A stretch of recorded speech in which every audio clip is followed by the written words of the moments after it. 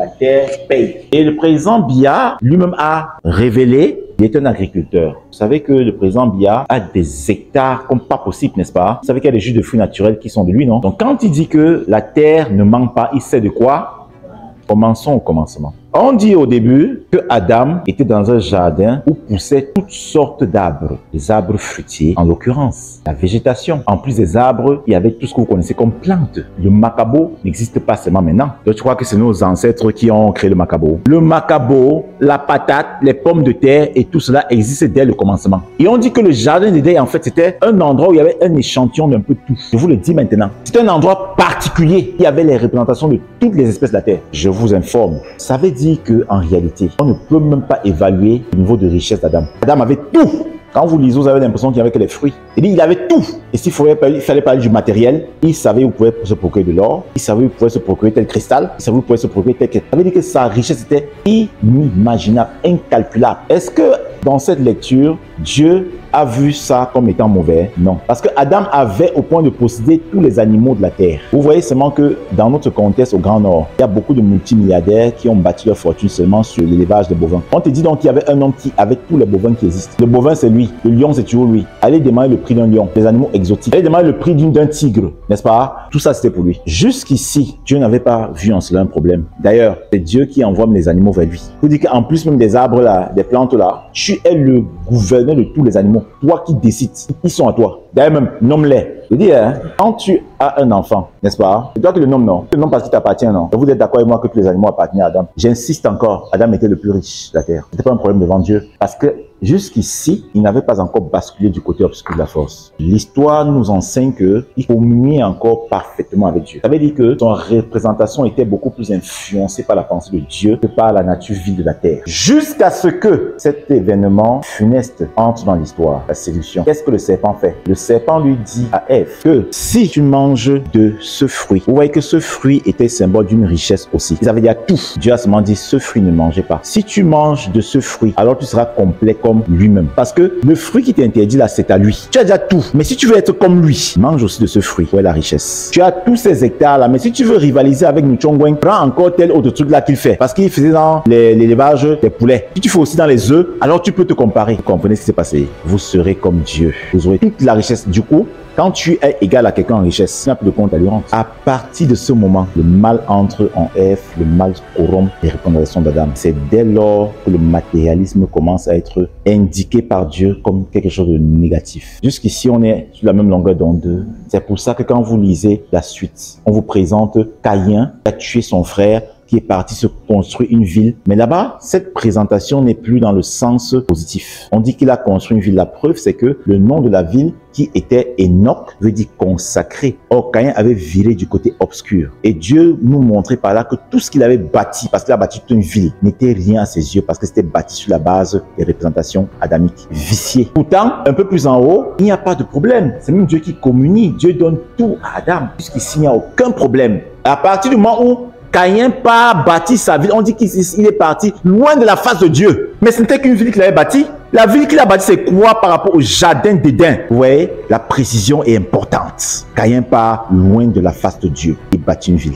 Vous voyez qu'il bâtit une ville. Le matérialisme commence à entrer en jeu à partir du moment où il exploite les ressources naturelles avec une logique antichrist. Une fois que j'ai planté le décor, je reviens au temps moderne. Quand dans l'église, le Christ nous demande d'être humble afin d'acquérir la connaissance. L'apôtre Pierre dit ajoutez à votre foi la connaissance.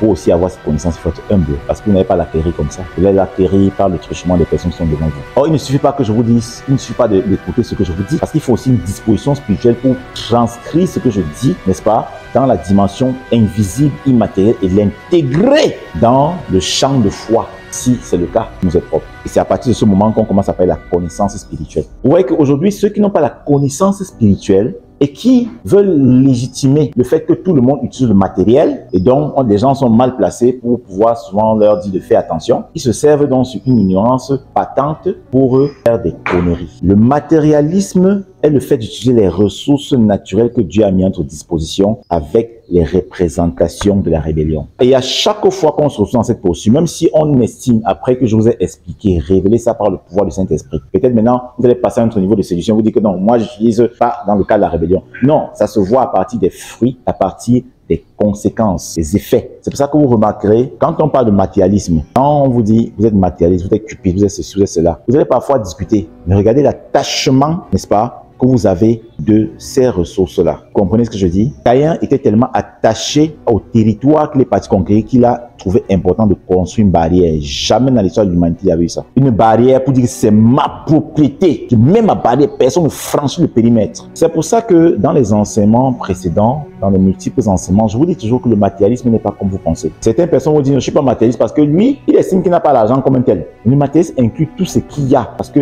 les enfants peuvent être pour toi. Tu estimes que les enfants sont ta possession. C'est toi qui leur as donné le nom. Et un attachement outre mesure à ces ressources que Dieu a mis à ta disposition, n'est-ce pas, t'engage aussi dans le matérialisme. À partir du moment où vous manipulez les ressources de Dieu, tout en méprisant le renoncement aux œuvres mortes, ne vous dérangez pas. Vous êtes vraiment dans le matérialisme. Et Dieu s'est éprouvé. Vous savez, c'est bien facile de trouver balader. Dieu nous éprouve toujours. C'est pour ça que je prenais seulement l'exemple récent de ma petite personne. Le même Dieu te dit que tu dois avoir un véhicule pour te déplacer. Tu te retrouves dans des situations parce que tu as voulu honorer. Ne dépendez pas de moi. Ou ton propre véhicule est utilisé par une personne. Tu as acheté un véhicule, tu fais 8 mois sans jamais conduire. 8 mois sans quitter ton propre véhicule. 8 mois. Quand vous voyez quelqu'un qui passe par là, à force d'être la personne, de voir la personne se comporter d'une façon saine, vous avez l'impression que c'est vous qui le faites. C'est pas vous. Il faut que ça vous arrive pour qu'on voit c'est vraiment vous. Parce que les dimensions où Dieu vous demande parfois de vous détacher de ça, on voit très bien que vous vous détachez facilement. C'est vous, c'est faux. C'est à partir de ce moment, celui qui n'a pas encore intégré le renoncement aux œuvres mortes ne peut pas estimer être hors de l'influence du matérialisme charnel. C'est pas possible. Rentrons un peu avec l'histoire de Job pour que, n'est-ce pas, on soit d'accord sur le fait que les arguments sont affûtés par la parole. Job avait beaucoup de bien. Quand vous lisez son histoire, on dit que Job était consacré à Dieu. L'adversaire est venu l'attaquer, pensant qu'il était attaché à ses biens. Il a tout dévasté. On n'a pas bousculé Job outre mesure. C'est pour ça que les gens lisent l'histoire de Job, ils ne comprennent même pas grand chose. Ils ne savent pas que Dieu avait vu Job comme un modèle parce qu'il savait que Job avait toutes ces ressources-là, mais il ne les utilisait pas comme un humain normal. Et quand le diable est venu dire à Dieu que non, tu te trompes, laisse que je touche. Il a dit, well, touche alors, tu vas voir. Il a touché, non? On va dire non, Job après a mal fait. Non, attention. Job étant humain à un moment donné, il en voulait à Dieu, mais pas parce que Dieu a retiré ses biens matériels. Pas parce que Dieu a retiré ses biens matériels. Pas parce que Dieu l'a éloigné de ses enfants, a éloigné de ses cycles. Même sa propre femme était déjà hors jeu. On est quand même d'accord, non? Mais si c'est vrai parce qu'au moins c'est écrit, non? Ce n'est pas moi qui invente, Georges. Vraiment, ayons pitié de nous-mêmes. Ayons pitié de nos âmes qui pourraient souffrir éternellement en enfer. Voilà pourquoi Job, quoique riche, est présenté comme un modèle. Même dans Hébreu, on parle de lui. Les gens vont dire, Seigneur, on peut être comme Job. Non, non, laissez pas, c'est trop compliqué le cas de Job. Ça fait que quand on voyait quelqu'un, si c'est réellement Dieu qui lui a donné quelque chose, une ressource, avant vite de dire qu'il est aussi matériel, voyez d'abord la façon, n'est-ce pas, dont il renonce à d'autres choses matérielles, la façon dont il se comporte aussi quand il a mis ces choses matérielles. Je ne sais pas si vous comprenez. Et le renoncement qu'il engage dans sa vie peut vous aider à savoir s'il est dans le matérialisme, n'est-ce pas, ou pas.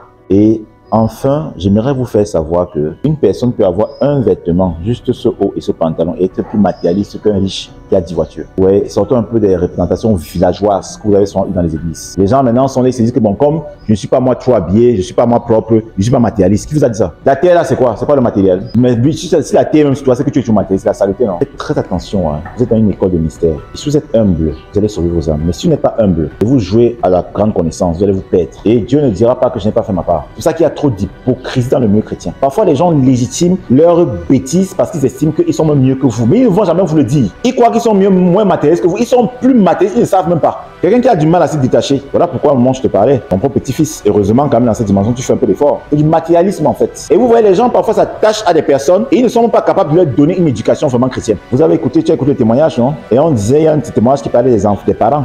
Beaucoup de parents vont vraiment confiner dans la fin des temps. On a écouté un de ces témoignages, j'aime pas envoyer ça le groupe. Des parents qui sont attachés aux enfants, mais ce n'est pas un attachement de Dieu. Parce qu'enfant, quand vous voyez que les enfants n'ont pas le caractère de Dieu. Et dans ce témoignage, il disait qu'elle a vu beaucoup en enfer. Et il y avait des chrétiens qui n'ont pas pu donner une éducation rigoureuse à leurs enfants. Mais si vous venez faire un truc, on va dire que vous n'avez pas l'amour. Vous n'avez pas l'amour. C'est parce que vous n'avez pas aussi à accoucher. Vous n'avez pas aussi les enfants. Non, mais demain, j'écoute le raf. Mais l'autre là, tu sais que bon, tu sais que la Bible dit que il faut d'abord être passé par quelque chose pour un peu savoir comment parler aussi aux gens. Parce qu'il y a aussi une façon, quand tu es passé par quelque chose, il y a une façon de parler.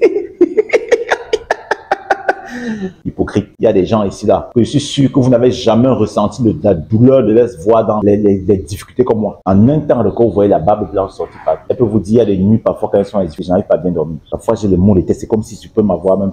À un moment, c'est comme si tu peux m'avoir l'hypertension. Je suis affecté viscéralement parfois par les problèmes des gens. Quelqu'un va venir me dire qu'il faut parler à ta parce que vous savez, quand tu es quand même passé par là, non mais à part ça, c'est un bon homme de Dieu. Hein. Mais vraiment, tu sais dans quelle dimension. Il faut quand même un peu répéter après moi, hypocrite serpent. Donc du coup, l'éducation adamique est devenue plus importante que l'éducation spirituelle. Continuez de vous attacher, d'être autant matérialiste. Vos enfants sont les dieux. Vos trucs sont les dieux. Vous allez voir, ça va vous mener. Mais je crois que vous n'allez pas continuer dans ces voies. Parce que nous sommes engagés à changer de mentalité. C'est même pour ça que nous disons que nous jeûnons. Parce que nous voulons être conscients même pas. Si on jeûne sans être vraiment conscient des bêtises qu'on fait, ça ne sert à rien. Il faut être vraiment conscient. Ce n'est pas une question de nombre. Les gens vont vous faire croire que c'est une question de nombre. C'est faux. Tu peux avoir un enfant et être plus attaché à cet enfant qu'une personne qui a 10 enfants. C'est vrai, c'est pas vraiment lisse. De grâce, élevons-nous. Vous allez vous rendre compte que les esprits des eaux encouragent les hommes au matérialisme. Ils vous poussent, ils vous influencent, ils nous influencent. Ils savent que dès que tu tombes dans le matérialisme, ce serait très difficile pour toi de suivre les voies de Dieu. La preuve, l'apôtre Jacques dit, aux riches de ce monde. Vous connaissez la suite. Et quand parfois, en tant que bon religieux, assis, on entend souvent riche, une personne que Cathy qui fait ça, il te dit, il croit qu'il va hériter. Donc on ignore qu'en fait, il est question de toi qui est assise là. Oui, tu es riche, tu es même plus riche que lui sans savoir. Parce que ton petit truc que tu as là, non, le gros cœur que tu as mis sur ça, non, pour te retirer de là, aïe, c'est le problème. Nous allons rendre grâce à Dieu et implorer le Seigneur, une fois encore, de nous aider à être conscients de l'emprise que ces esprits ont sur nous, de la gravité du matérialisme, nos cœurs hébergent. Prions.